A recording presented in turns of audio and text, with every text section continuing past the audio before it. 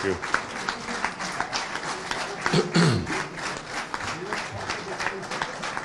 जी।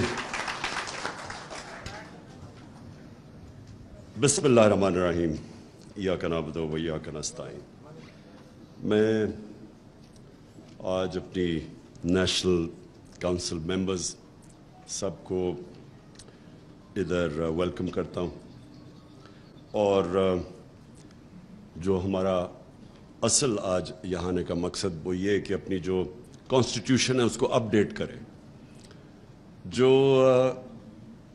कामयाबी का किसी भी ऑर्गेनाइजेशन, इंसान और किसी भी मुल्क की कामयाबी का जो राज है वो ये है कि वो कॉन्स्टेंटली अडेप्ट करें, अपनी गलतियों से सीखें और फिर चेंज करें अपने आप को। जो कॉन्स्टिट्यूशन है वो भी एक ऐसी है कि वो हमने बड़ी आइडियलिज्म में आज से 26 साल पहले कॉन्स्टिट्यूशन बनाई थी। फिर अपने तजर्बे से हम रियलाइज़ करते गए कि कई चीज़ें प्रैक्टिकल नहीं हैं उसके अंदर, और कई हम बहुत ही आइडियलिस्टिक थे, और फिर मुल्क की भी चीज़ें देखते देखते हमने चेंज भी किया और अडेप्ट भी किया। लेकिन एक नतीजे पे हम आ गए, और मैं ख़ास तौर पे क्योंकि मैंने तो सारी पार्टी की एवोल्यूशन देखी है। मुझे तो वो दिन याद है जब हमारी सेंट्रल एग्जीक्यूटिव की मीटिंग जब होती थी तो मुश्किल से हमारे 25 लोग मीटिंग में होते थे सेंट्रल एग्जीक्यूटिव की, और वो फिर हम जब तस्वीर लेना चाहते थे ना, वो मीडिया के लिए तस्वीर देना चाहते थे, तो हमें फिर वो मुलाजम को भी वहाँ बैठाना पड़ता था ताकि वो लगे कि पार्टी में ज़्यादा लोग हैं। और मुझे अपनी औरतों की तंजीम भी बड़ी अच्छी तरह याद है। जब हम औरतों की मीटिंग करते थे तो वो भी फिर अपने घर की मुलाजमा भी लेके आया करती थी ताकि वो ज़रा नंबर लगे कि हमारी कोई औरतों की भी तंजीम है। तो वो एक ऐसी पार्टी की एवोल्यूशन इसकी हुई जो किसी और पाकिस्तान की तारीख में पॉलिटिकल पार्टी की ऐसी एवोल्यूशन नहीं हुई। एक ही पार्टी थी, पीपल्स पार्टी, जो कि हमारे सामने 4 साल में एकदम इक़्तिदार में आ गई, लेकिन वो इस प्रोसेस से नहीं गुजरी जिस प्रोसेस से हम गुजरे। और वो जो 2 मेन पार्टीज थी, 2 पार्टी सिस्टम, वो हमारे सामने दोनों पार्टीज सुकड़ती गई हैं। जो कि फेडरल पार्टीज थी वो छोटी होती होती अब रह गई हैं प्रोविंसेस भी, उसके भी एक सेंट्रल पंजाब में रह गई है, इंटीरियर सिंध की पार्टी रह गई है। तो हमें इनसे भी सीखना चाहिए कि क्या वजह है। एक इंसान अपनी गलतियों से सीखता है, एक दूसरों की गलतियों से सीखता है। तो हमने जो सबसे चीज़ रियलाइज़ की कि पार्टी कभी ग्रो कर ही नहीं सकती अगर वो इदारा नहीं बनती और उसमें मेरिट नहीं होता। और मेरिट तब आता है जब पार्टी के अंदर इलेक्शंस होते हैं। और हमारा अनफॉर्चुनेटली हमने बड़े एम्बिशियस इलेक्शंस करवाए थे। एक बहुत बड़ा इलेक्शन करवाया 11 महीने का, और उसके अंदर बड़ी हमें मुश्किलात के सामना करना पड़ा, क्योंकि पाकिस्तान में कोई प्रेसिडेंस ही नहीं है इलेक्शंस का पार्टी के अंदर। तो हमने अपनी तरफ से एक पूरा सिस्टम डेवलप करने की कोशिश की जो पूरी तरह कामयाब नहीं हुआ। फिर हमने दूसरी दफ़ा टेक्नोलॉजी का इस्तेमाल किया, वो भी अनफॉर्चुनेटली वो सिस्टम ऐसा था कि प्रैक्टिकल जब एंड में हमने उसको टेस्ट किया तो वो टेक्नोलॉजी वो कामयाब नहीं हुआ। तो पार्टी के इलेक्शंस की सबसे इम्पोर्टेंट चीज़ ये होती है कि जो इलेक्शन हो वो फ्री एंड फेयर हो, लोग समझें, उसको प्रोसेस में बिलीव करें। अगर आपका इलेक्टरल प्रोसेस ठीक नहीं है तो बजाय वो पार्टी को मजबूत करने की वो कमज़ोर कर देता है। आपस में लड़ाइयाँ हो जाती हैं। जब एक बिलीव ही नहीं करते लोग कि ये प्रोसेस ठीक हुआ, तो फिर अंदर आपस में पार्टी के अंदर डिविजन्स पैदा हो जाती है, तो वो बजाय पार्टी को मजबूत करने के कमज़ोर कर देती है। जिस तरह क्रिकेट की दुनिया में जब न्यूट्रल अंपायर्स आए, न्यूट्रल अंपायर से पहले भी एक क्रिकेट की 150 साल तारीख थी, और न्यूट्रल अंपायर्स के बाद भी जो क्रिकेट देखते हैं उन्होंने एक उसका वो जो फेज़ देखा है। न्यूट्रल अंपायर्स आने से पहले अपने अपने अंपायर्स होते थे, और ज़्यादातर क्रिकेट ग्राउंडों के ऊपर लड़ाइयाँ होती थी। जो हारता था वो कहता था अंपायर्स की वजह से हार गया, और बड़ी बदमज़गी होती थी। जब से न्यूट्रल अंपायर्स आया, और उसमें हम पायनियर्स थे, सबसे पहले पाकिस्तान ने इसको चैम्पियन किया, और हमने 1986 में पहली दफ़ा दुनिया में न्यूट्रल अंपायर्स खड़े किए। और उससे क्या हुआ कि आज आप क्रिकेट की दुनिया में देखें कि सारे جو ہارتا ہے وہ ہار ایکسیپٹ کر جاتا ہے, امپائرز کے اوپر نہیں ڈالتا. بالکل چینج آ گیا. تو اسی طرح ہمارا بھی پرابلم یہ ہے کہ ہمارا پاکستان کے الیکشنز جو ہوتے ہیں, کوئی بھی الیکشنز کے اندر سوائے 1970 کے جو بہت اچھا الیکشن ہوا تھا, اس کے علاوہ کوئی بھی الیکشن ایسا نہیں کہ جو ہارتا ہے وہ مانے کہ جی میں صاف اور شفاف الیکشنز کی وجہ سے ہارا ہوں. اسی لیے ہم نے یہ ای وی ایمز کا پوری کوشش کی. 2 سال 2.5 سال سے ہر کیبنٹ میٹنگ میں پوچھتا تھا ای وی ایمز کا پروگریس. اور ہمیں بدقسمتی سے یہ جو الیکشن کمشنر ہے, اس نے پوری کوشش کی اس کو سیبوٹاج کرنے کی. اس نے, حالانکہ الیکشن کمیشن کا تو کام ہے جو گورنمنٹ ایک الیکٹرل پروسیس دیتی ہے اس کو امپلیمنٹ کرے. اس نے پورا زور لگایا ای وی ایم مشینز نہ آنے پہ, اور اس کی وجہ تھی کیونکہ وہ 2 پارٹیز نے بھی اپوز کیا اس کو, اور اس کی بھی وجہ ہے کیونکہ ان کا سسٹم بنا ہوا ہے الیکشنز کی ریگنگ کا. ابھی جو یہ 20 بائی الیکشنز ہوئے, آخری 2 ہفتے ہماری پارٹی کی سب سے بڑا جو ہمارے آپس میں ہم بیٹھتے تھے اور جو سب سے بڑا کنسرن تھا, اور ساری کوششیں کیا ہو رہی تھی کہ ان کو الیکشن میں دھاندلی کرنے سے کیسے روکنا ہے. کوئی دنیا میں سوچے کہ ایسی برطانیہ میں الیکشن ہو تو سوچیں کبھی یہ کوئی تصور بھی نہیں کر سکتا کہ آپ دوسروں کو دھاندلی کرنے سے کیسے روکتے ہیں. 2 ہفتے پہلے میٹنگز ہو رہی ہیں کہ کیا کیا طریقے ہیں دھاندلی کے, ہم نے روکنا کیسے ان کو. اور پٹن کی رپورٹ تھی, یہ جو این جی او ہے الیکشنز کے اوپر, فری اینڈ فیئر الیکشنز پہ, اس کی رپورٹ ہے این جی او کی کہ 163 طریقے ہیں دھاندلی کے, اور ایک دفعہ ای وی ایم مشینز آ جائے تو 130 ختم ہو جاتے ہیں, یعنی 130 طریقے دھاندلی کے ایلیمنیٹ ہو جاتے ہیں. تو اسی لیے یہ جو سسٹم پورا جو پرانا سٹیٹس کو, کرپٹ سسٹم کو بچانا چاہتے ہیں, انہوں نے اسی لیے پورا سیبوٹاج کیا کہ پاکستان میں ای وی ایم مشینز نہ آئیں, جبکہ ہندوستان میں بھی ہیں, ایران میں بھی, دونوں ہمسائے ملکوں کے اندر ای وی ایم مشینز ہیں. پارٹی کے اندر بھی انشاءاللہ جو میرا ویژن ہے پارٹی کا وہ یہ کہ اصل میں میریٹوکریسی تب آئے گی. اور ابھی جو باتیں بھی کی ایکنالجمنٹ کی خواتین کے ونگ کی بھی, اور یہ علی نے بھی ابھی جو باتیں کی کہ کیسے ورکرز کو اکنالج کرتے ہیں, کہ پاسبل نہیں ہے کہ ایک پارٹی چیئرمین سارے اتنی بڑی پارٹی جو ماشاءاللہ بن گئی ہے کہ سب کو اکنالج کرے. لیکن اس کی اصل جب میریٹوکریسی آپ کے سسٹم میں آ جاتی ہے تو آپ کا سسٹم اس کو اکنالج کرتا ہے, اور وہ کرتا ہے ووٹ کے, آپ کے جو ہر طبقے کے اوپر جب وہ ووٹ دیکھتے ہیں کوئی کام کر رہا ہے وہ آٹومیٹکلی اوپر آ جاتا ہے. اور ہماری جدھر میں سمجھتا ہوں کہ پارٹی صحیح معنی میں چلی وہ ہماری انصاف اسٹوڈنٹ فیڈریشن پختونخوا کے اندر تھی. انہوں نے ہم اندر الیکشنز کروائے,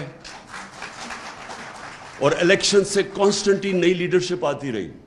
تو جو آج بھی ان کے ہمارے جو لیڈرز نکلے ہیں مراد سعید کے بعد, وہ سارے آئی ایس ایف سے اوپر ڈیولپ ہو کے آئے ہیں. اور وہ کیونکہ وہاں الیکشن کا سسٹم تھا آئی ایس ایف کا, ان کے اوپر میرٹ آتی گئی. یہی ہماری انشاءاللہ جیسے ہم اس الیکشن سے فارغ ہوتے ہیں, یہ جنرل الیکشن سے, تو ہماری سب سے بڑی کوشش ہوگی کہ ہم امیجیٹلی پارٹی کے اندر ایک الیکشنز کروائیں, اور ایک ایسے پروسیس سے کروائیں, کیونکہ اب تو ہمارے پاس ٹیکنالوجی کے, اور ٹیکنالوجی تیزی سے آگے بڑھ رہی ہے, تو ہم انشاءاللہ ابھی سے ہی ٹیکنالوجی کا استعمال کر کے ایک بڑا الیکشن کروائیں گے, تاکہ نیچے سے جو بھی محنت کر رہے ہیں وہ اوپر آتے جائیں, اور پھر پارٹی کے اندر ہمارا وہ پروسیس ڈیولپ ہو جائے میرٹ کو اوپر لانے کے لیے.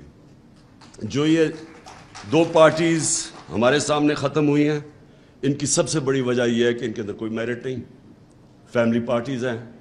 آپ ان پارٹیز کو دیکھیں, آج سے 20-25 سال پہلے وہ ان سے بہتر چل رہی تھی, بجائے وہ گرو کرنے کے وہ سکڑتی گئی ہیں. اور صرف اس لیے کہ وہاں جب اوپر سے بلاک کر دے میرٹ کو اوپر آنے سے, کوئی پارٹی بھی, کوئی سسٹم بھی, کوئی دنیا میں ادارہ جس کے اندر آپ میریٹوکریسی ختم کرتے ہیں وہ نہیں کامیاب ہوتا. میرا جو سیکنڈ پوائنٹ ہے وہ یہ کہ ہم نے پارٹی کی آئیڈیالوجی, جس طرح ہمارا یہ تنظیمیں بنتی ہیں, اور جو ہماری اب جو ہم پلان کر رہے ہیں, ہم نے جو یہ چینجز بھی لے کے آئے ہیں, یہ بالکل ٹھیک کہا آپ نے شاہ صاحب,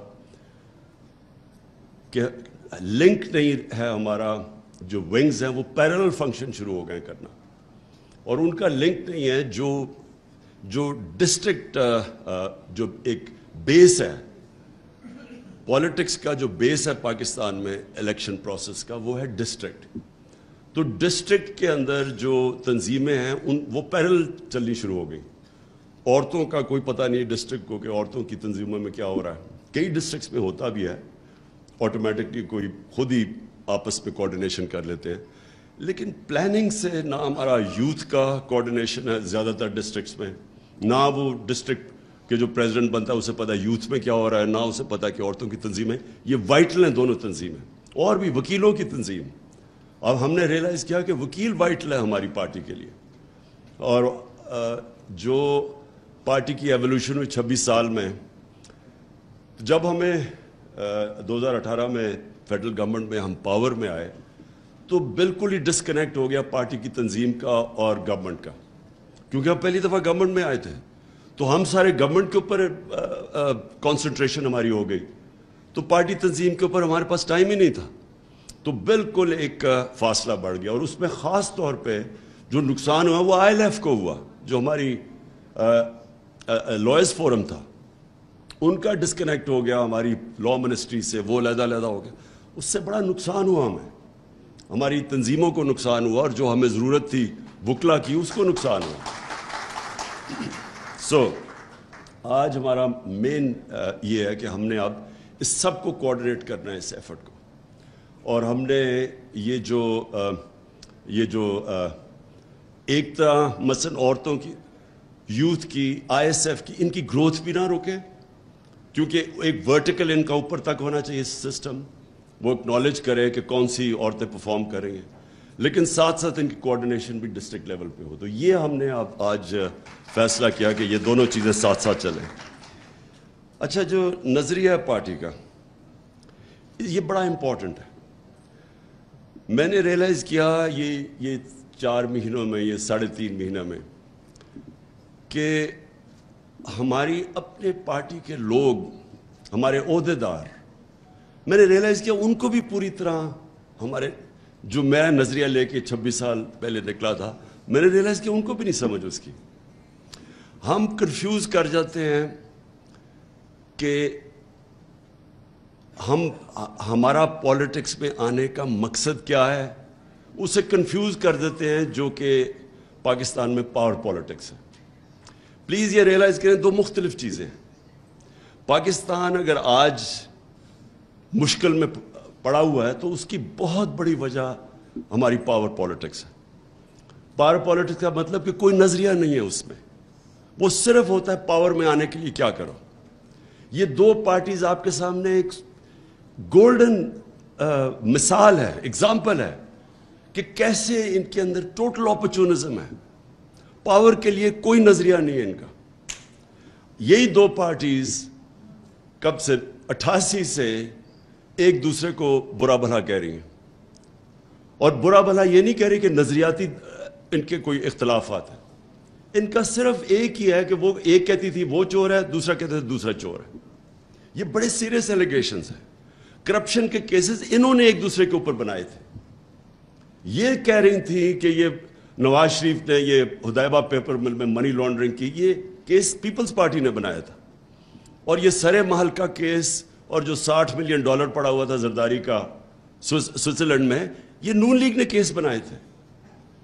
تو یعنی 2 پارٹیز ایک دوسرے کو یہ نہیں کہہ رہی کہ ہمارا نظریاتی اختلاف ہے، یہ دونوں ایک دوسرے کو کہہ رہی تھی کہ انہوں نے پاکستان کی عوام کا پیسہ چوری کیا ہے. یہ سیریس ایلیگیشن ہے. اور ہوا کیا کہ جیسے ہی یہ واپس آئے 2008 میں، چارٹر آف ڈیموکریسی کے نام پہ دونوں نے فیصلہ کیا کہ ہماری 2 دفعہ گورنمنٹس گئی ہیں کرپشن کے اوپر، تو ہم پاگل ہیں کہ ایک دوسرے کو ہم نقصان پہنچا رہے ہیں. تو دونوں نے مل گئے، 10 سال انہوں نے مل کے ملک کو لوٹا، اور کوئی ان کی آئیڈیالوجی نہیں تھی، صرف پیسہ پرزرو کرنا تھا. پیسہ بناؤ اور پرزرو کرو. اور یہ آج آپ کے سامنے اور ہی کلیئر آ گیا کہ وہ جو ایک دوسرے کے خلاف تھے سب اکٹھے ہو گئے ہمارے خلاف، تحریک انصاف کے خلاف سب اکٹھے. کوئی نظریہ نہیں ہے اس میں. صرف انٹرسٹ ہے. اور انہوں نے جو ملک کے ساتھ کیا کہ انہوں نے ایک گورنمنٹ کو ڈی سٹیبلائز کیا. اس لیے نہیں کہ وہ گورنمنٹ کرپشن کر رہی تھی, اس لیے نہیں کہ وہ ملک کی معیشت کو صحیح راستے پہ نہیں لے کے جا رہی تھی. مہنگائی کا انہوں نے استعمال کیا کہ جی مہنگائی کی وجہ سے ہم گورنمنٹ کرانا چاہتے ہیں, عوام بڑی مشکل میں. اور جو اللہ, کیونکہ اللہ الحق ہے, سچ کا خدا ہے, اس نے ساری قوم کے سامنے یہ اپرچونزم کی سیاست ایکسپوز کر کے رکھ دی. یہ جو 4 مہینے میں 3.5 مہینے میں انہوں نے کیا ہے, یہ اب واضح ہے کہ نہ ان کا انٹرسٹ تھا اکانومی, نہ ان کا انٹرسٹ تھا مہنگائی, صرف ایک انٹرسٹ تھا NRO لینا. کوئی تیاری نہیں تھی ان کی. یعنی اگر انہوں نے پاور میں آنا ہی تھا اور اتنی سازش کر کے, تو کم از کم کوئی تیاری تو کرتے اکانومی کو ٹھیک کرنے کے لیے, کوئی روڈ میپ لے کے آتے, کوئی پلان کرتے کہ ہاں ہم آئیں گے. آتے ساتھ ہی وہ مفتاح اسماعیل بیٹھتا اور کہتا کہ یہ ہم کریں گے اور اس طرح ہم اپنی اکانومی کو سٹیبلائز کریں گے یا اٹھائیں گے. کوئی پلان نہیں تھا. پلان صرف ایک تھا, اسمبلی میں انہوں نے کیسے امینڈمنٹ پاس کر کے تو نیب کے قانون کو امینڈ کرنا تھا, اور 1100 ارب روپیہ. یہ امیجن کریں کہ قوم ان 3.5 مہینے میں مہنگائی میں ڈوب گئی ہے, اکانومی بالکل ڈیفالٹ کی طرف جا رہی ہے. ان کی اچیومنٹ ایک ہے کہ 1100 ارب روپیہ ان کی کرپشن کا انہوں نے امینڈمنٹ پاس کر کے اس کو معاف کروانے کی کوشش کی, یعنی دوسرا NRO لینے کی کوشش کی. میں صرف سب کے سامنے ذرا یہ ان کی جو اچیومنٹس ہیں میں وہ بتانا چاہتا ہوں. NRO صرف ایک اچیومنٹ ہے, باقی یہ ذرا دیکھ لیں. جب نو کانفیڈنس موشن انہوں نے ٹیبل کیا تو پاکستان کی ایکسچینج ریٹ تھی 178 روپیہ. آج اوپن مارکیٹ پہ 250 روپے پہ پہنچ گئی. انٹرسٹ ریٹ, یہ بڑا امپورٹنٹ ہے انٹرسٹ ریٹ, کیونکہ بزنس ایکٹیویٹی چلتی, جتنا آپ انٹرسٹ بڑھاتے جائے بزنس ایکٹیویٹی کم ہو جاتی ہے, لوگوں کے پاس پیسہ نہیں ہوتا انویسٹ کرنے میں. 11% تھا مارچ میں, آج ہے 15.5%. جو ہماری ٹیکس کلیکشن تھی, ریکارڈ ٹیکس کلیکشن ہوئی پاکستان کی تاریخ میں. ہماری جو ٹیکس کلیکشن کی گروتھ ریٹ تھی مارچ میں وہ 32% تھی. اب جولائی کے اندر وہ آ گئی ہے 10% پہ گروتھ, یعنی کہ جو پیسہ اب اکٹھا ہو رہا ہے وہ گورنمنٹ کے پاس کم ہوتا جا رہا ہے. ہماری جو ایکسپورٹس ہیں اور ہماری جو ریمیٹنسز ہیں, دونوں کی ٹرینڈ نیچے آنا شروع ہو گئی. یعنی کہ جو ڈالرز, اصل کرائسس کیا ہے, ملک میں ڈالرز کی کمی ہو گئی. تو جو چیزیں ہماری دور میں ریکارڈ ڈالرز آ رہے تھے پاکستان میں, ریمیٹنسز ریکارڈ پہ تھی, ایکسپورٹس ریکارڈ پہ تھی, وہ دونوں کے اندر کمی آنی شروع ہو گئی ہے. یہ سب سے خطرناک چیز اس لیے ہے کہ یہ ہمیں لے کے جا رہی ہے اب ڈیفالٹ کی طرف. اس کے بعد جو ان کی وجہ سے ڈالرز, اصل بیرونی جو خسارہ ہے وہ سب سے زیادہ تنگ کرتا ہے ہمیں. مارچ کے اندر جو بیرونی خسارہ تھا وہ $500 ملین تھا, آج 2.6 ارب ڈالر پہ پہنچ گیا بیرونی خسارہ. جو لوگوں کے لیے جو انہوں نے سب مہنگائی مارچ سب کچھ کیا کہ اب مہنگائی بہت زیادہ ہے, آج ذرا سن لیں کہ SPI مارچ کے اندر 17% تھی. اب یاد رکھیں کہ یہ ہم بھی IMF پروگرام میں تھے. یہ جو انٹرنیشنل کموڈٹی سپر سائیکل, یعنی جو قیمتیں اوپر گئی تھی تیل کی, وہ ہمارے دور میں بھی چلی گئی تھی. اس کے باوجود ہمارا جو SPI انفلیشن تھی, جو مہنگائی تھی, وہ 17% تھی, آج 38% ہے, 38%. اور جو گروتھ, جو یہ بھی خطرناک ہے, جو ہم نے ان دونوں حکومتوں سے کرونا کے باوجود سب سے زیادہ نوکریاں ہمارے دور میں دی گئی تھیں. امپلائمنٹ ہمارے دور میں سب سے زیادہ تھی, بلکہ فگرز آئی تھی ورلڈ بینک کی کہ بر صغیر کے اندر جس ملک میں سب سے کم بے روزگاری تھی وہ پاکستان تھا. اب گروتھ ریٹ جو ہمارے آخری سال میں 6% تھی, اب وہ پہنچ گئی, اب وہ پروجیکٹ ہو رہے 2.3% پہ. اس کا مطلب اکانومی کانٹریکٹ کرے گی، اس کا مطلب ٹیکس کلیکشن کم، اس کا مطلب بے روزگاری زیادہ.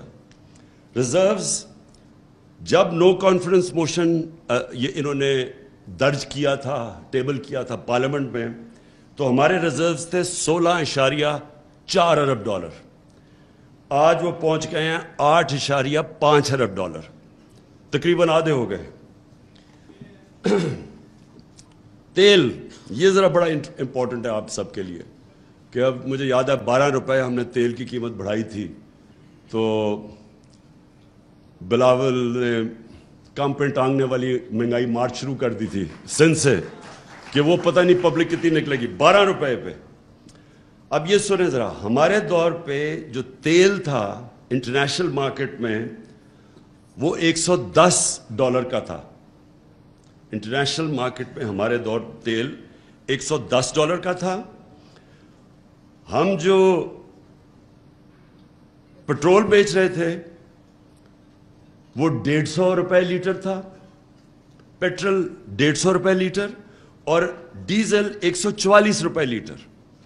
انٹرنیشنلی تیل کی قیمت تھی $110. آج انٹرنیشنلی تیل کی قیمت ہے $95 اور ڈیزل بک رہا پیٹرول بک رہا ہے 227 روپے لیٹر اور ڈیزل ہے 244 روپے لیٹر، جبکہ آپ کے سامنے. اور اس کے علاوہ جو عام لوگ استعمال کرتے ہیں کوکنگ آئل، گھی،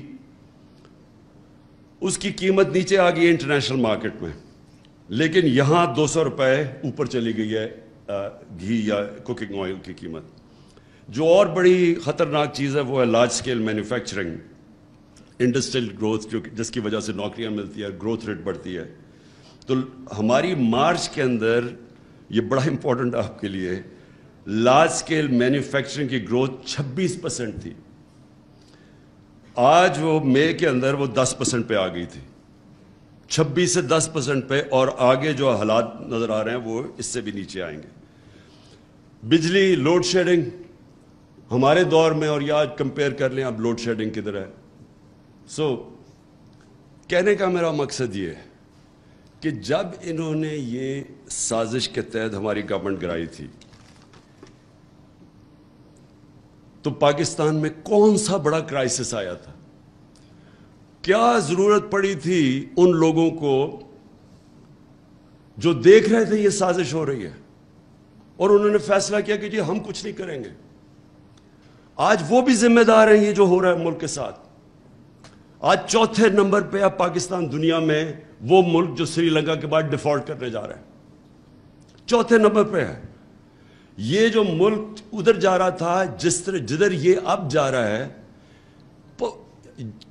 پتہ نہیں کتنی دیر لگے گی کہ اس ملک کو آپ واپس اٹھائیں گے، کیونکہ اس کے بھی ڈائنامکس ہے. جب بزنس کانفیڈنس ہی ختم ہو جاتا ہے.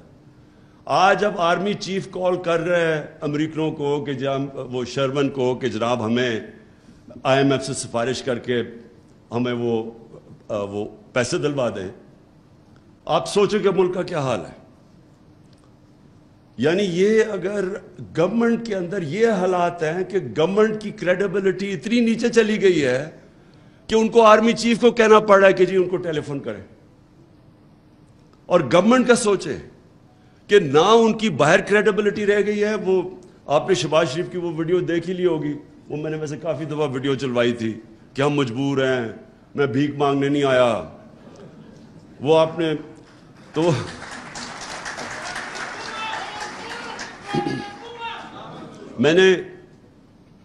مجھے خوشی یہ ہوئی کہ یہاں کئی ایسے لوگ تھے جو سمجھتے تھے کہ وہ اشتہار دیکھ کے نا، کیونکہ شہباز شریف نے 50 ارب روپیہ تو اشتہاروں پہ ہی خرچ کیا تھا، وہ اشتہار دیکھ کے یہ سمجھتے تھے کہ اس سے بڑا جینیس آیا ہی نہیں ہے کبھی پاکستان میں. وہ یہاں ایسے لوگ تھے. اب وہ میں سوچتا ہوں کہ جو حالات کیے ہیں اللہ وہ سچ والا خدا، اس نے زیادہ دیر نہیں اس کی اصلیت بتا دی پبلک کو کہ اصل میں اصلیت کیا ہے. اصلیت یہ ہے ان کی کہ نہ انہوں نے آج تک کبھی اس ملک کی اکانومی کو اٹھایا ہے، نہ انہوں نے اس ملک کے اندر کبھی بھی کوئی اصلاحات کی ہیں، نہ انہوں نے کبھی ملک کے فیوچر کا سوچا. یہ ہم پہلی دفعہ ہماری گورنمنٹ تھی جس نے बिलियन ट्री सुनामी शुरू की, दरख्त माहौलियत का सोचा, किसी ने सोचा ही नहीं था माहौलियत का। यहाँ माहौलियत का सोचना तो दूर की बात है, इन्होंने जो पुराने हम अंग्रेज के बनाए हुए थे जंगल वही कटवा दिए। वो जो छांगा मांगा जंगल हमें अपनी बचपन में याद है, वो चीचावती, ये इधर जंगल था हमारा कुंदिया में, मियांवाली में, ये सारे जंगल खत्म हो गए इनके दौर में। कोई किसी ने ना प्लानिंग की कि आगे हमारे आने वाली जनरेशन्स के लिए क्या है। 50 साल में कोई डैम्स ही नहीं बनी। ये पहली दफा हमारी गवर्नमेंट ने आके आगे सोचा फ्यूचर जनरेशन्स का, क्योंकि इन्होंने कभी भी आगे नहीं सोचा। ये जो आज बिजली का क्राइसिस आया हुआ है, इन्होंने यही नहीं सोचा कि हम अपने जो बिजली बनाएं वो अपनी लोकल रिसोर्स पानी पे बनाएं जिधर हमारी एडवांटेज है। इन्होंने बिजली वो कमीशंस के ऊपर, बाहर से इंपोर्टेड फ्यूल के ऊपर बना दी। अब पैसा ही नहीं है इंपोर्टेड फ्यूल्स या कोयला, एलएनजी, जो तेल है, हमारे पास पैसा ही नहीं है, फॉरेन एक्सचेंज ही नहीं है कि वो इंपोर्ट करें। तो बिजली घर बने हुए हैं, उनके पैसा भी हम दे रहे हैं, कैपेसिटी पेमेंट्स। बिजली बनाए या ना बनाए हम उनको पैसे दे रहे हैं, लेकिन हमारे पास पैसा ही नहीं उनको चलाने के लिए। लिहाजा लोड शेडिंग की सारे रिकॉर्ड टूट गए। ये वो लोग हैं, ये दोनों पार्टीज। आप 90s में देखें, डॉक्टर इशरत हुसैन ने किताब लिखी हुई है, उस किताब में उन्होंने बताया है कि कैसे हिंदुस्तान फिर बांग्लादेश 90s के बाद हमारे से दोनों मुल्क आगे निकल गए। और वो क्यों निकले? वो इसलिए निकले कि वहां फिर उनकी गवर्नमेंट ठीक हो गई और हमारे ये दो फैमिलीज आगे मुल्क को लूटने के लिए। इनकी दौलत का इनको खुद भी नहीं पता कितना है। इन्होंने जितना पैसा बनाया, मैं गारंटी करता हूं इनको पता ही नहीं इनके बाहर कितने बिलियंस ऑफ डॉलर्स पड़े हुए हैं। लेकिन मुल्क का हाल ये है कि जिस मुल्क ने तेजी से उनसे आगे तरक्की करा था, वो मुल्क का आज ये हाल है कि चौथे नंबर पे इन्होंने पहुंचा दिया है वो मुल्क जो डिफॉल्ट करने जा रहा है। मैं एक चीज जरूर आगे अपनी पार्टी की तरफ से, पहले तो हम अपनी तजवीज देंगे। देखें, कभी भी इस मुल्क के अंदर हमें कभी इजाजत नहीं देनी चाहिए कोई इस मुल्क की क़यादत करे जिसका सब कुछ पाकिस्तान में ना हो। ये क्या वजह है कि आप पाकिस्तान के प्राइम मिनिस्टर बनना चाहते हैं, वजीर बनना चाहते हैं, पैसा आपने मुल्क से बाहर रखा हुआ है। बच्चे कहते हैं हम पाकिस्तान के शहरी नहीं हैं, हम ब्रिटिश पासपोर्ट होल्डर हैं, इसलिए जवाबदेह नहीं है। अरबों रुपए की प्रॉपर्टीज में ये रहते हैं वहां। जो ये हसन, क्योंकि मैं तो लंदन जानता हूं, जो प्रॉपर्टीज में ये रहते हैं वो बिलियंस के अंदर है। मैं आपको गारंटी करता हूं कि बरतानिया का कोई प्राइम मिनिस्टर अफोर्ड नहीं कर सकता उन इलाकों में रहने में जिधर ये और इसके बच्चे रह रहे हैं। बरतानिया का 6 करोड़ आबादी है, हमारी 22 करोड़ है, उसकी 6 करोड़, उनका 50 गुना ज्यादा हमारे से जीडीपी है। उनकी सालाना आमदनी 50 गुना हमारे से ज्यादा है। उनका कोई प्राइम मिनिस्टर नहीं रह सकता मेफेयर और हाइड पार्क में जिस तरह ये नवाज शरीफ और उसके बच्चे रह रहे हैं, और एक नहीं बता सकते कि पैसा कैसे गया पाकिस्तान से बाहर। तो क्या वजह है कि हमारा मुल्क, कि हमारे मुल्क की लीडरशिप, एलीट मुल्क से बाहर सारा पैसा बाहर रखते हैं, बाहर प्रॉपर्टीज हैं, बाहर ऑफशोर अकाउंट्स हैं, और मुल्क की क़यादत भी करना चाहते हैं। अगर आपके पास आज बाहर, आप मुल्क के बाहर पैसा रखा हुआ है तो 3 वजूहात है। एक कि चोरी का पैसा, करप्शन का पैसा है, आपको छुपाना पड़ता है, क्योंकि अगर आप मुल्क में रखेंगे तो वो नजर आ जाएगा, इसलिए आपको मुल्क से बाहर भेजना पड़ता है। ज्यादातर डेवलपिंग वर्ल्ड के अंदर एलीट्स इस तरह पैसा बाहर भेजती है, क्योंकि वो अरबों में जब पैसा बनाती हैं तो वो तो बिस्तर के नीचे नहीं छुप सकता। वो कभी कभी कोई, वो जिस तरह कोई सिंधी पॉलिटिशियन था, उसके घर के अंदर ही सोना पता नहीं कितना मिला, उमूमन वो बाहर भेज देते हैं पैसा। या फिर आप टैक्स बचाना चाहते हैं, इसलिए आप पैसा बाहर भेज देते हैं, ये भी बड़े बिजनेसेस भेजती हैं। लेकिन तीसरा एक कैटेगरी है जो एक समझती है कि पाकिस्तान चलेगा ही नहीं आगे, यानी पाकिस्तान किसी टाइम पे बैंकरप्ट हो सकता है। जो लोग क़यादत में आके बिलीव ही नहीं करते पाकिस्तान में, क्योंकि इसलिए वो इंश्योरेंस पॉलिसी में पैसा बाहर भेज देते, तो उनको क्या हक है इस मुल्क की क़यादत करने का? इस मुल्क की क़यादत उसको करनी चाहिए उन लोगों को جن کا سب کچھ پاکستان میں ہو, سٹیک پاکستان میں ہو, جینا مرنا پاکستان میں ہو. اور یہ آپ سے نہیں ہے, یہ ہماری بڑی بدقسمتی ہے کہ ہم نے اپنی آنکھوں کے سامنے دیکھا کہ یہاں کی لیڈرشپ کھلے عام لنڈن کے اندر پراپرٹیز لینی شروع کر دی. اور یہ نہیں, وزیروں کی بھی پراپرٹیز ہیں باہر, پھر بزنسز بھی پراپرٹیز باہر لے جاتے ہیں, ہمارے بڑے بڑے ایکسپورٹرز وہ بھی پھر باہر پراپرٹیز لے جاتے ہیں. اور یہ آج سب سے بڑا کرائسس ہے, ڈالر کا کرائسس آیا ہوا ہے. تو دوسروں کو کہہ رہے ہیں کہ پاکستان میں پیسہ لے کے آؤ. سب سے بڑا ایسٹ پاکستان کا اوورسیز پاکستانی ہے, ان کو ہم کہہ رہے ہیں پاکستان پیسہ لے کے آؤ, اپنا پیسہ باہر لے کے جا رہے ہیں. اس وقت پاکستان کس کے اوپر چل رہا ہے؟ ہمارے بیرون ملک پاکستانی جو کہ دن 15 گھنٹے کام کر کے پیسہ پاکستان بھیجتے ہیں, ریمیٹنسز. ہمارا جو ورکر ہے وہ جا کے محنت کش جا کے پیسہ پاکستان بھیجتا ہے, اور یہاں ہمارے بیٹھے ہوئے ہیں یہ مگرمچھ جو یہاں سے پیسہ باہر بھیج دیتے ہیں.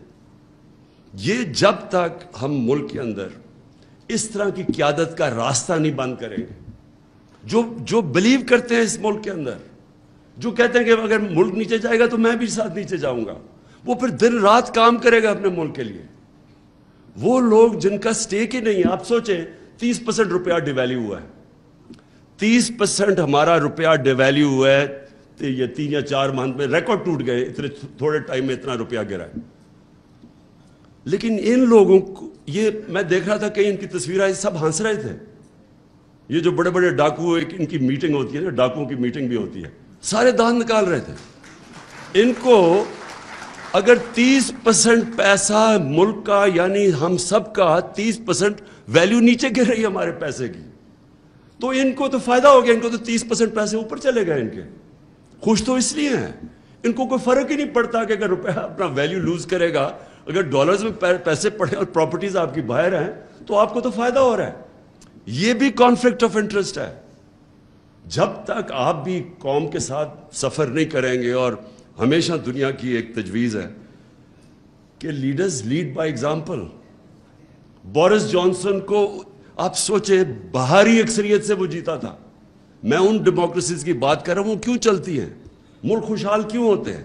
بورس جانسن آپ سوچیں کہ اس کو بہاری اکثریت سے جیتا, اس نے ایک گیٹ ٹوگیدر کر دی اپنے باہر, اپنے آفس کے باہر گارڈن کے اندر. انہوں نے کہا جی کرونا کا دن تھے, سوشل ڈسٹینسنگ تھی, تو لوگوں کے لیے آپ نے یہ قانون بنایا تھا اور خود آپ یہ کر رہے ہیں. ایک آدمی کو پارٹی نے, اس کی پارٹی نے نکال دیا اس کو. سوچیں کہ اس سے کہا کہ اس نے he did not lead by example. لوگوں کو کچھ کہہ رہا تھا اور خود کچھ کر رہا ہے, یا لوگوں کو کہہ رہے ہیں پیسے پاکستان لے کے, چوری کر کے پیسہ باہر لے کے جا رہے ہیں. اور افسوس کی بات یہ ہے کہ ہمارے یہاں میڈیا میں لوگ بیٹھے ہوئے جو ان کی ڈیفینڈ کرتے ہیں. شرم کی بات ہے کہ ان لوگوں کو ڈیفینڈ کرتے ہیں, پتہ ہے کہ ان کا چوری کا پیسہ ہے, پتہ ہے کہ ملک میں ڈالر کرائسس ہے. اس وقت تو ہمیں سب کو, سارے پاکستانیوں کو کہنا چاہیے کہ آپ نے کوئی پاکستان سے باہر انویسٹمنٹ نہیں کرنی, پیسہ باہر نہیں لے کے جانا, پرائیویٹ پراپرٹیز اور یہ اور وہ. اس وقت تو سب کو ایمرجنسی ہمیں کر دینی چاہیے کہ اپنے ڈالر پاکستان میں رکھنا ہے, اور اتنا پیسہ یہ ہم کر سکتے ہیں. لیکن یہ لوگ کیوں نہیں کر سکتے؟ کیونکہ سب کو پتہ ہے کہ ان کا پیسہ باہر پڑا ہوا. اس لیے انشاءاللہ ہماری پارٹی کی کانسٹیٹیوشن میں آئے گا کہ کوئی بھی پارٹی کی قیادت نہیں کر سکتا جس کا پیسہ, جس کا جینا مرنا, جس کی پراپرٹیز پاکستان کے اندر نہیں ہو.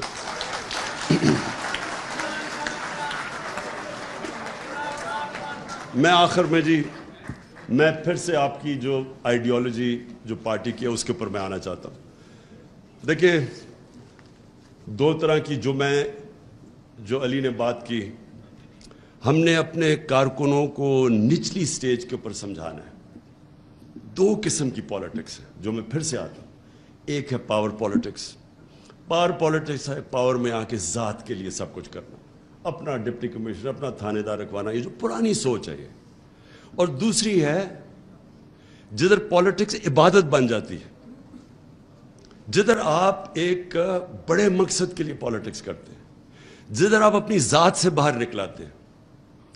یہ جو ہے ہم نے اپنے کارکنوں کے اندر, اپنے اور انشاءاللہ اپنے بچوں کے اندر یہ فیڈ کر دینی ہے. میں نے یہ فیصلہ کیا کہ ہم نے اپنی پارٹی کی آئیڈیالوجی کے اوپر پورا زور لگانا ہے. میں آپ یقین کریں کہ میں یہ دیکھ رہا تھا جس دن ہمیں انہوں نے میں یہ جب اپنے ادھر پرائم منسٹر ہاؤس سے اپنی ڈائری پکڑ کے جب میں گھر گیا تو میں نے اگلے دن میں اور بشرا بیگم اگلے دن آرام سے بیٹھے سوچ رہے تھے کہ چلیں بڑی دیر کے بعد ریسٹ ملا اب تو آرام سے ہم ریلیکس کریں گے, اور ہم شام کو رات کو بڑی دیر کے بعد فلمیں دیکھ رہے تھے, کوئی ٹی وی شی بھی دیکھ رہے تھے. تو ایک دم میں نے فون بھی نہیں میں دیکھ رہا تھا, اس لیے کہ جب میری تو زندگی گزری ہے نا اونچ نیچ میں, ہارتے ہیں تو آپ کیا ہوتا ہے, جیتتے ہیں آپ کیا ہوتا ہے, ہارتے ہیں آپ کے رشتہ دار بھی آپ سے منہ پھیر لیتے ہیں, جیتتے ہیں تو آپ کی ساری دنیا آپ کے پاس آ جاتی ہے. اور تو میں نے تو ساری زندگی یہ دیکھا ہے. تو میں نے سوچا کہ چلے آفس سے آ گئے ہیں تو آج بڑا کیا فائدہ فون دیکھنے کا, کیونکہ وہ سارے ہی خوش ہو رہے ہوں گے لوگ اندر سے جو ہمارے دشمن ہیں. تو ایسی میں نے فون دیکھا کوئی 11 بجے تک, میں اس فون کے اوپر دیکھ رہا ہوں کہ پبلک سڑکوں کے اوپر نکلی ہوئی ہے. اس کے بعد تھوڑی دیر کے بعد ٹی وی لگایا, ہم نے ٹی وی کے اندر دیکھا کہ پبلک, تو جو پبلک نکلی اس دن, میں آپ یقین کریں کہ ساری میری جو سٹرگل ہے سب سے زیادہ خوشی مجھے اس دن اس لیے ہوئی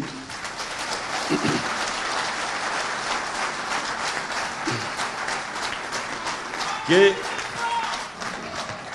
اس لیے کہ دیکھیں کامیابی کیا ہوتی ہے. میرے لیے کامیابی کیا ہے؟ میرے لیے کامیابی پرائم منسٹر ہاؤس, میں یہ شاہ محمود کو کہتا ہوں کہ میں زندگی میں کبھی اتنی مشکل نہیں گزاری جو 3.5 سال میں نے گزاری تھی. یعنی اتنا مشکل تھا وہ, کیونکہ ہر روز کوئی نیا مسئلہ آ جاتا تھا اور کوئی چھٹیاں نہیں تھی. 5 دن گھر سے باہر رات کو کھانے بھی کھائے 3.5 سال میں, کئی چھٹیاں ہالیڈیز کچھ نہیں.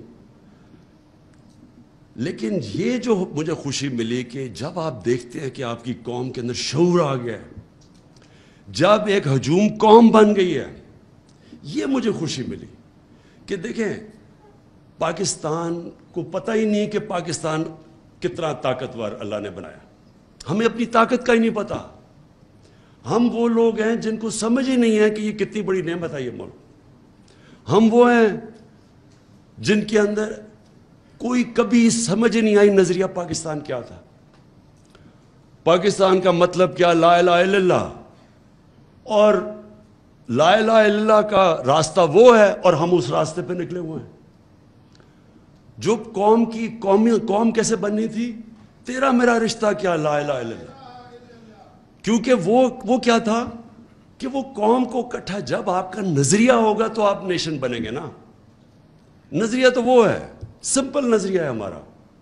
اسی کے اوپر مدینہ کی ریاست میں نبی صلی اللہ علیہ وسلم نے سب کو اکٹھا کیا تھا, سب انسانوں کو اکٹھا کیا تھا. مساق مدینہ میں, اس میں وہاں کرسچنز بھی تھے, اس میں یہودی بھی تھے, ان سب کو انہوں نے کمیونٹی میں بنا دیا تھا, انسانوں کو اکٹھا کیا تھا. اس لیے ان کو رحمت العالمین کہتے ہیں, سب انسانوں کے لیے رحمت بن کے.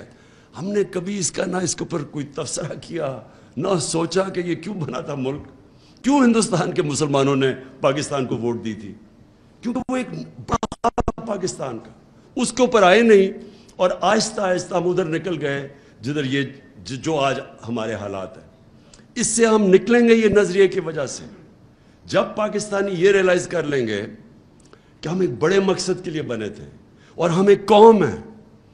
تو قوموں کے لیے یہ قرضہ اتارنا کوئی مشکل کام نہیں ہے. آپ کے اس وقت 1 کروڑ باہر پاکستانی ہیں, 1 کروڑ ہم باہر پاکستانی. جس دن ہم نے ان کو موبلائز کر لیا, یہ قرضہ آسانی سے آپ کا اتر جائے گا. کیونکہ میں تو جانتا ہوں پاکستانیوں کو, بار میرا سب سے زیادہ کنیکشن ہے. وہ لوگ ہیں جو کہ ہمیں شارٹ ٹرم کے اندر یہ جو ڈالر ڈیفیسٹ ہے ہمارا وہ اتار دیں گے, لیکن وہ تب جب ان کو پرائیڈ ہوگی اپنے ملک سے. اس وقت ان کو ملک نہیں نظر آتا. یہ جب اوپر چور سارے اکٹھے دیکھتے ہیں, روگز گیلری کو اکٹھا دیکھتے ہیں آپ, تو قوم نہیں لگتی, لوگ ڈر جاتے ہیں. ریمیٹنسز گر رہی ہیں ہماری, کیونکہ ان کو کانفیڈنس چلا گیا. روشن ڈیجیٹل پاکستان میں جو گرو کر رہا تھا وہ نیچے چلا گیا. بیرون ملک پاکستان میں کانفیڈنس نہیں ہے اس وقت. یہ جب کانفیڈنس آ گیا آپ یقین کریں کہ یہ ہم سارے کرائسس سے نکل جائیں گے. اس لیے انشاءاللہ ہم نے اپنی آئیڈیالوجی لوگوں کو بتانی ہے. میں نے جب یہ کیمرے جاتے ہیں, جب ہم کال دیتے ہیں, یہ کبھی بھی نہیں ہوا پاکستان میں, کال دیتے ہیں پبلک سڑکوں پہ آ جاتی ہے. وہ جب یہ الیکشن کا سپریم کورٹ میں رزلٹ آیا تو ہم 9:30 بجے تھے رات کے. میں نے سوچا اب چلو کل انوائٹ کرتے ہیں لوگوں کو ہم سیلیبریشن کے لیے. وہ میں جب تک گھر پہنچا ہوں تو میں دیکھا وہ ساری پبلک خود ہی سڑکوں کے اوپر آ گئی. تو یہ ملک, تو یہ قوم بننے جا رہی ہے, قوم بننے جا رہے ہیں. اور یہ ہے سب سے خوشائن چیز. آج ہم نے اپنی تنظیمیں اس لیے بنانی ہیں کہ اس وقت سب سے بہتر ٹائم ہے اپنی پارٹی کو منظم کیا جائے. ہم نے 26 سال میں منظم کرنے کی نہیں کوشش کی. ہماری جو کانسنٹریشن تھی وہ ہم تحریک تو چلا دیتے تھے لیکن پارٹی نہیں بنتی تھی, کیونکہ ہم نے کبھی بھی ایک کنسرٹڈ ایفرٹ پارٹی بنانے کی نہیں کی. اور جب پارٹی بنتی ہے اس کی نظریہ ہمیشہ سامنے ہوتا ہے. پارٹیز نظریے پہ بنتی ہیں. تو نظریہ تو اب ایسا ہے, میں نے جب وہ دیکھا وہ کیمرہ لے کے جاتا ہے کراؤڈ کے اندر, یہ جو پبلک نکلتی ہے خود ہی سڑکوں پہ, تو میں دیکھتا ہوں کہ چھوٹے چھوٹے بچوں کو بھی ہمارا نظریہ کا پتہ چل گیا. ہمارے چھوٹے بچوں کے سامنے جب وہ مائک لے کے جاتے ہیں تو میں حیران ہوتا ہوں کہ وہ بھی سمجھ گئے ہیں کہ لا الہ الا اللہ پاکستان کا مطلب. لیکن بدقسمتی سے میری پارٹی کو ابھی تک پوری طرح میرا نظریہ نہیں پتہ چلا. تو اس لیے میں نے یہ فیصلہ کیا کہ پارٹی کو منظم کریں ہم, اور انشاءاللہ پھر ان کی نظریاتی طور پہ اس کو مضبوط کریں, اور انشاءاللہ اس اگلی الیکشن کے اندر 2/3 اکثریت لیں انشاءاللہ.